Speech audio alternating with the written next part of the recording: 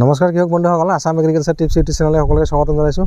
কৃষক বন্ধুসকল, আমাৰ নামনি অসমত 2-4 দিনৰ পৰা ধাৰাসাৰ বৰষুণ পৰি আছে। অৱশ্যে আজিৰ দিনটো অলপ ভাল, কিন্তু এই ধাৰাসাৰ বৰষুণৰ ফলত যোনটো আমাৰ কৃষকসকলৰ ক্ষতি হ'ল, সেইটো বৰ ডাঙৰ এটা ক্ষতি হৈ গৈছে। উজনি অসমতো যি বানপানীৰ সৃষ্টি হৈছে সেইটো হৈছে বৰ দুখ লগা।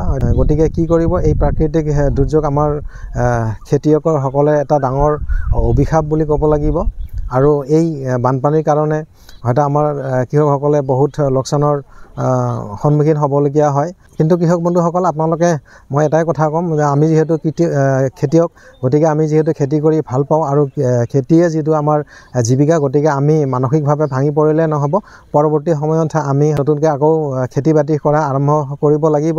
আৰু যিহেতু এটা ডাঙৰ বানপানী হৈ গ'ল, ইয়াৰ পিছত যিবিলাক চব্জি পাতিৰ দাম আকৌ বেছি হ'ব, বা আমি যিবিলাক খেতি কৰিম সেইবিলাক আমি হয়তো অধিক দামত বিকিব পাৰিম। গতিকে কৃষক বন্ধুসকল, আপোনালোকে মোৰ এটাই অনুৰোধ, আপোনালোকে সেইখিনি সময়ত মানসিকভাৱে ভাঙি নপৰি আপোনালোকে মনত কিবা এটা সংকল্প লৈ পৰৱৰ্তী সময়ত আপোনালোকে খেতি বাতিৰ লগত জড়িত হওক আৰু অধিক উদ্যমেৰে আপোনালোকে খেতি বাতি কৰিবলৈ আৰম্ভ কৰক।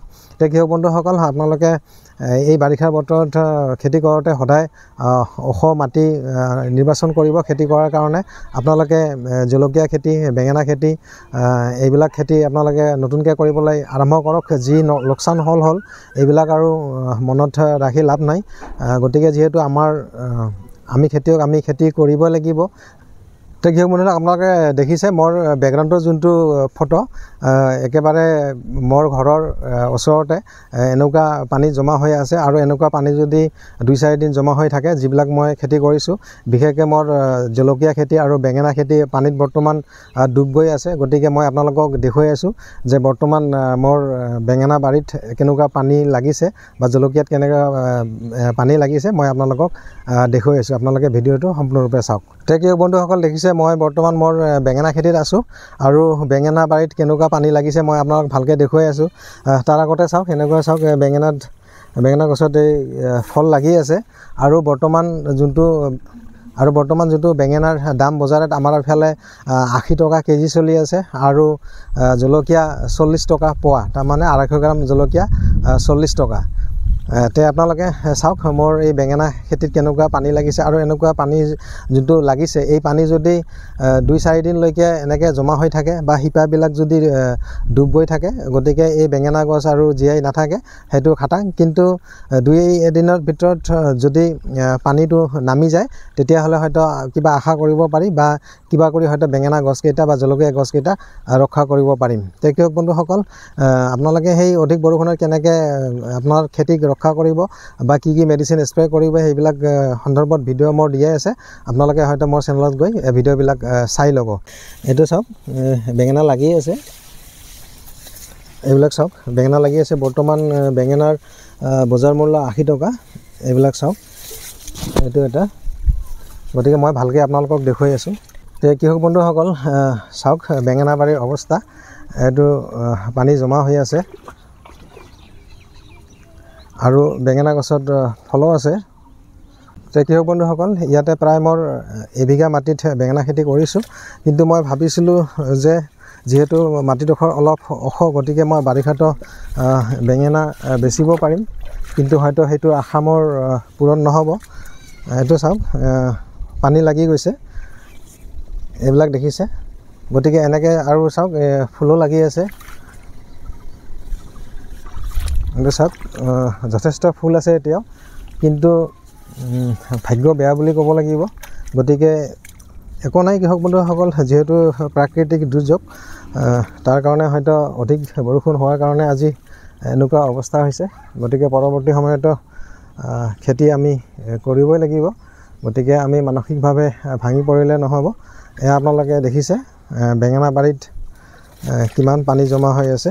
এইবিলাক চাওক, পানী জমা হৈ আছে আৰু বেঙেনা গছবিলাকত বেঙেনাও লাগি আছে।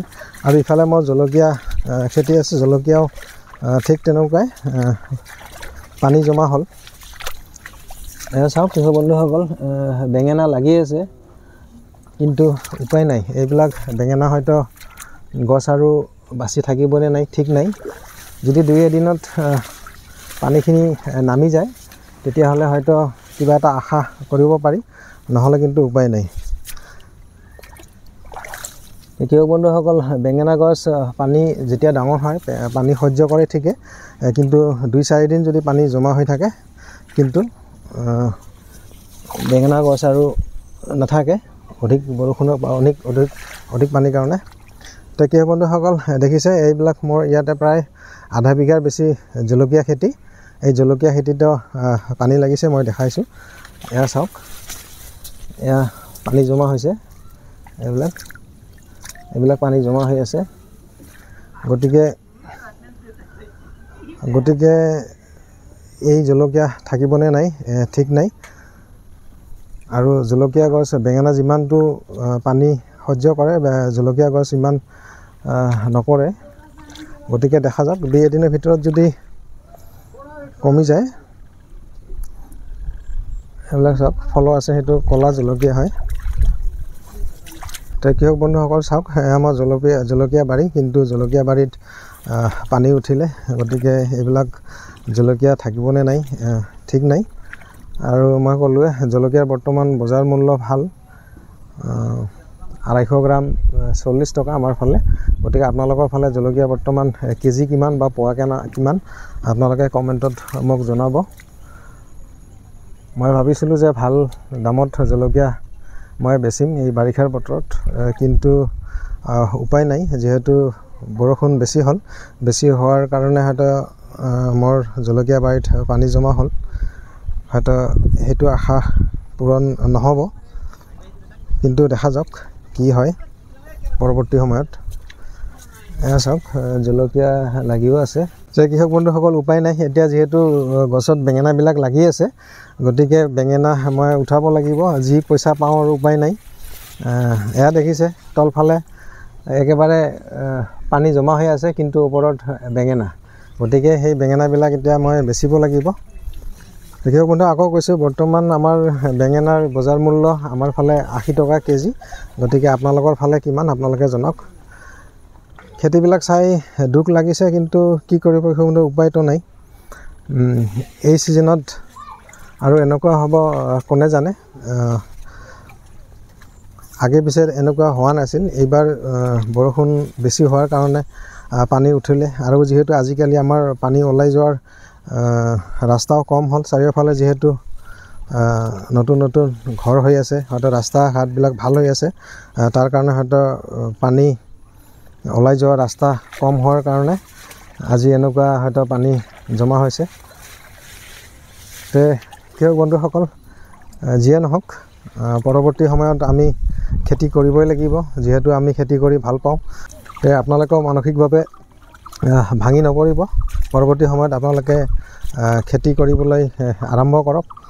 আৰু যোনটো লোকচান হ'ল যাতে সেই লোকচানো আপোনালোকে উঠাব পাৰে পৰৱৰ্তী সময়ত। গতিকে সেইখিনি কামনা কৰি আজিৰ ভিডিঅ'টো এইখিনিতে শেষ কৰিলোঁ।